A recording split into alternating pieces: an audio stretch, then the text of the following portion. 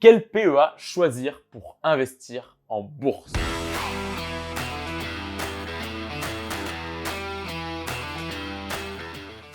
Salut à toi et bienvenue dans cette nouvelle vidéo, dans cette nouvelle série de vidéos dédiées à l'investissement en bourse sur les marchés financiers. Dans cette vidéo, question qui me revient très souvent, on va s'intéresser à quel PEA choisir et plutôt à quel courtier ou à quelle banque en ligne s'adresser lorsqu'on veut ouvrir un PEA.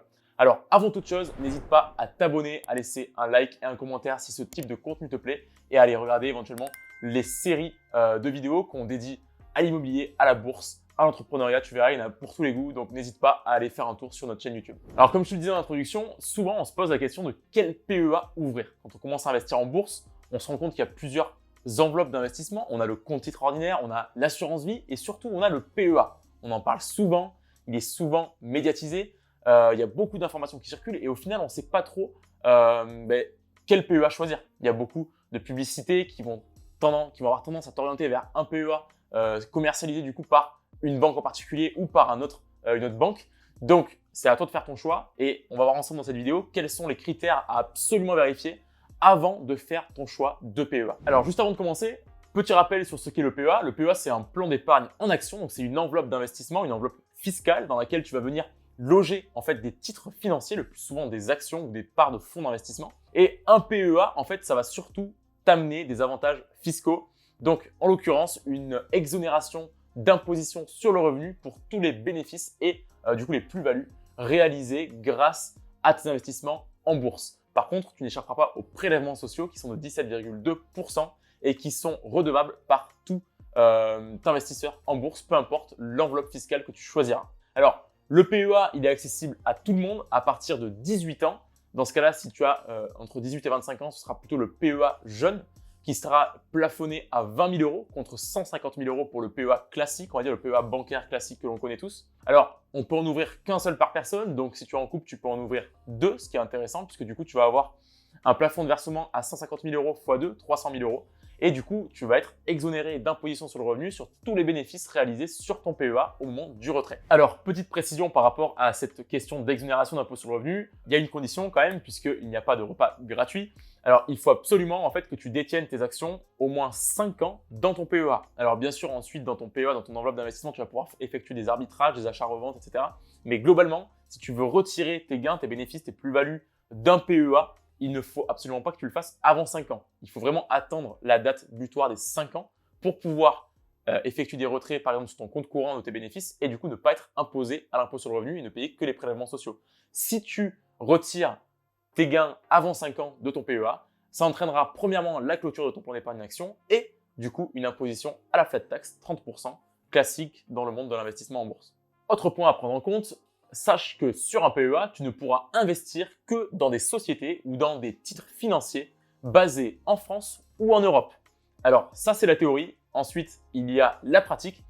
Et dans la pratique, il y a une petite astuce qui te permet également d'investir sur les marchés étrangers, notamment, je pense au marché américain qui intéresse beaucoup d'investisseurs de notre communauté. En fait, tu vas pouvoir, par le biais du PEA, investir sur des ETF, par exemple, qui répliquent la performance du Nasdaq, du S&P 500 ou même des marchés, on va dire, asiatiques. Voilà, tu ne pourras pas, par exemple, détenir une action Apple, Amazon ou Tesla sur ton PEA. Par contre, tu pourras détenir un ETF Nasdaq S&P 500 qui va répliquer du coup la performance du marché américain. Et idem du coup pour le marché, tout ce qui est asiatique, tu ne pourras pas détenir Alibaba, Samsung, etc. Mais tu pourras le faire de manière indirecte via un ETF qui répliquera du coup le marché asiatique. Donc si cette optique t'intéresse, je t'invite à regarder la vidéo, on te mettra le lien juste au-dessus. Qui te renvoie vers la vidéo dédiée aux meilleurs ETF éligibles au PEA qui te permettront d'investir sur les marchés étrangers. Alors, entrons maintenant dans le vif du sujet et on va regarder ensemble 3 critères super importants à vérifier avant de faire le choix de quel PEA tu vas choisir. Donc, quand je dis quel PEA tu vas choisir, le PEA, c'est le PEA, c'est l'enveloppe d'investissement. Mais ensuite, il faut savoir que tu peux l'ouvrir sur différentes plateformes financières. Donc, des plateformes financières, c'est global. Tu peux avoir des banques en ligne, des banques traditionnelles, des courtiers, bref. Il y a plusieurs types d'institutions financières qui te permettent d'ouvrir un PEA. Mais le tout, ça va être de choisir en fait quel est l'établissement bancaire en fait, le plus intéressant pour toi, pour ta situation, en fonction des 3 critères que l'on va voir tout de suite. Alors, le premier critère, c'est celui de se dire en fait, est-ce que j'ai besoin d'un conseiller physique? Alors, Évidemment, moi je pense que si tu es investi dans ton patrimoine personnel, que tu as envie de t'investir sur un sujet en particulier du coup la bourse, si tu as envie vraiment de faire tes propres recherches, de te former, d'aller à la pêche aux informations et vraiment de te renseigner sur le monde de la bourse, alors tu feras certainement mieux que ton conseiller bancaire. Donc, tu n'auras dans ce cas-là pas besoin d'un conseiller, d'un conseiller physique, on va dire, d'un conseiller bancaire en agence. Souvent, ça, c'était l'ancienne époque, on va dire. C'était quand on n'avait pas tous les moyens de communication qu'on a aujourd'hui, qu'on n'avait pas accès à toute l'information sur les marchés. Là, aujourd'hui, on se retrouve avec des outils incroyables qu'on peut avoir directement sur notre téléphone. On peut se maintenir en temps réel, informé de l'actualité. On peut aller chercher de l'information comme tu viens de le faire dans cette vidéo si tu la regardes. Tu peux en fait avoir l'information à portée de main. Et du coup, l'intérêt d'avoir un conseiller physique, selon moi, après peut-être que ce ne sera pas ton cas, mais selon moi, est extrêmement réduite.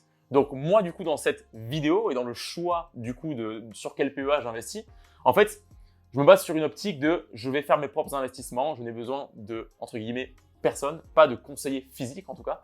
Je vais aller moi-même chercher des informations, moi-même constituer mon portefeuille et du coup, je n'ai pas besoin d'intervention d'un tiers de confiance ou d'un conseiller physique. Donc ça, c'est le premier critère à regarder. Est-ce que tu as besoin, oui ou non, d'un conseiller physique? Le deuxième critère à bien regarder, c'est que l'interface de trading, alors je dis trading, c'est un mot que je ne devrais pas employer théoriquement, puisqu'on ne va pas faire du trading dans l'investissement en bourse à long terme. Tu le sais, je te renverrai sur la mini-formation bourse pour que tu ailles te renseigner si tu veux en savoir plus sur l'investissement en bourse. Mais sache que le trading, c'est quand même réservé à des professionnels. Mais on va dire l'interface pour acheter et vendre tes titres financiers, il faut qu'elle soit claire, intuitive et simple à utiliser. Ça, c'est le deuxième critère à absolument bien vérifier quand tu choisis en fait dans quelle institution financière tu vas ouvrir ton PEA. Souvent, on remarque que dans les banques traditionnelles, donc pour ne pas les citer, Caisse d'épargne, Société Générale, dans les interfaces d'investissement en bourse de ces banques, on va dire traditionnelles, souvent, c'est pas ce qu'il y a de plus recherché en termes d'UX, en termes d'expérience utilisateur, en termes de design, d'intuitivité, de simplicité. Globalement, moi, je ne conseille pas d'aller sur des banques traditionnelles pour ouvrir un PEA. Après, peut-être que toi, ça te plaira au niveau d'interface, que tu trouveras ça intuitif et que du coup, ça t'ira très bien. Mais voilà, selon moi, les banques traditionnelles, on peut les éviter, en tout cas pour ce qui est de l'investissement en bourse sur le PEA. Troisième critère à bien regarder, à bien prendre en compte quand tu choisis un PEA, c'est que les frais doivent être les plus bas possibles. On le sait, les frais, c'est l'ennemi de l'investisseur en bourse sur le long terme. Sur le court terme, on se dit au final, bon, allez, ça va être quelques centimes sur une prise de position, sur une action. Donc, au final, c'est négligeable. Mais en fait, quand tu regardes sur le long terme, si tu investis par exemple sur 20 ans, 30 ans, tu te rends compte qu'en fait, les frais, ça va potentiellement venir, entre guillemets, manger ta performance ou du moins une partie de ta performance. Et c'est pour ça que d'ailleurs, je recommande très peu souvent les fonds d'investissement en gestion active, les hedge funds, etc. Puisqu'en fait, tous ces fonds d'investissement en gestion active ponctionnent des frais assez importants. Ils ponctionnent des frais à la fois sur la performance du fonds et des frais de gestion fixes tous les ans. Donc ça, les frais, c'est vraiment une variable super importante à prendre en compte. Il faut aller chercher les frais les plus bas possibles. Donc, les frais, il faut savoir quand même qu'ils sont encadrés par le Code monétaire et financier depuis juillet 2020.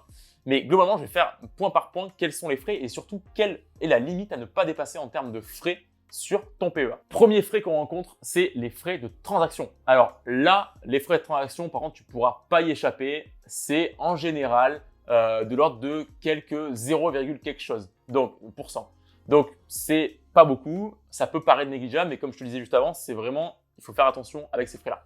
Alors, il faut savoir que c'est plafonné à 0,5% du montant de l'achat par le Code monétaire et financier. Donc, voilà, c'est quand même pas grand-chose, mais il va falloir que tu ailles chercher peut-être des frais en dessous, du coup, le plus possible de ces 0,5% sur le montant total de l'achat. Deuxième frais qu'on rencontre souvent, c'est les frais de transfert. Donc, si tu as déjà, par exemple, un PEA dans une autre institution financière, par exemple dans une banque classique et que tu souhaites le déplacer vers par exemple, néobanque ou une banque en ligne, là, il faut que tu fasses attention aux frais de transfert. Ils sont plafonnés à 150 € par le Code monétaire et financier. Donc, le plus bas sera le mieux, mais sache que tu peux demander souvent à ton établissement d'accueil de prendre en charge ces frais de rapatriement. Souvent, c'est des offres commerciales qui sont proposées aux clients. Souvent, c'est dit, souvent, c'est pas dit. mais tu peux en faire la demande express de manière écrite pour être sûr en fait que ton établissement d'accueil va te rembourser les frais de transfert de PEA. Moi, ça fait quand même 150 € d'économiser, ça peut te permettre de payer une partie des frais de transaction de tes futurs achats, donc c'est à ne surtout pas négliger. Regarde bien aussi les frais de tenue de compte, les frais d'inactivité, tous ces frais un petit peu, on va dire, cachés, qui sont souvent noyés dans la masse et au final on s'en rend même plus compte, qui sont souvent élevés dans les banques traditionnelles et qui sont souvent inexistantes dans les banques en ligne, dans les néobanques. Donc voilà, fais attention à ça aussi, puisque ça peut aussi venir manger une partie de ta rentabilité. Donc maintenant qu'on a vu ces 3 critères, tu dois te dire, mais ok, alors au final, c'est quoi la plateforme la plus intéressante pour ouvrir son PEA?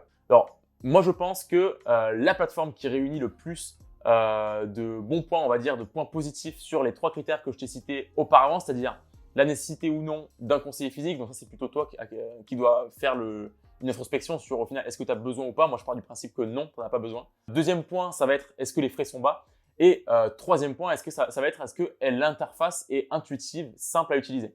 Pour moi, celui qui réunit ces 3 critères de la manière la plus intéressante, c'est Boursorama. Donc Boursorama, il faut savoir que c'est une banque en ligne, c'est la filiale de la Société Générale, donc c'est quand même une grosse banque traditionnelle.